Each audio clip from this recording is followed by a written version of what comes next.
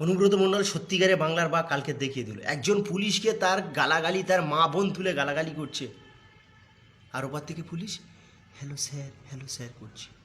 পুলিশের ভূমিকা থেকে অবাক হয়ে যাচ্ছে। এরা শুধু বিরোধীদের কাছে এরা বাঘের মতো গর্জন করে। পুলিশ বিরোধীদের বাড়ি থেকে তুলে এনে মারধর থেকে বিরোধীর উপরে অত্যাচার, বিরোধীর উপর গর্জন করে, কিন্তু শাসক দলের উপরে ভিজে বিড়ালের মতো চুপ করে থাকে।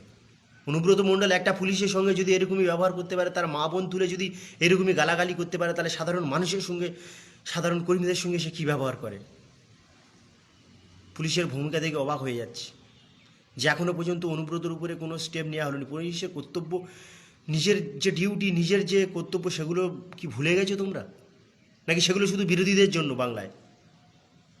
যদি সত্যি সত্যি সেটা হয়, যদি অনুব্রত মণ্ডলের উপরে তোমরা কোনো অ্যাকশান না নাও, তাকে যদি কোনো পদক্ষেপ না নাও, তাকে যদি অ্যারেস্ট না করো, তাহলে আমরা ভাববো তোমরা একটা কোম্পানির, নির্দিষ্ট কোনো কোম্পানির চাকরি করো, নির্দিষ্ট কোনো কোম্পানির কর্মচারী।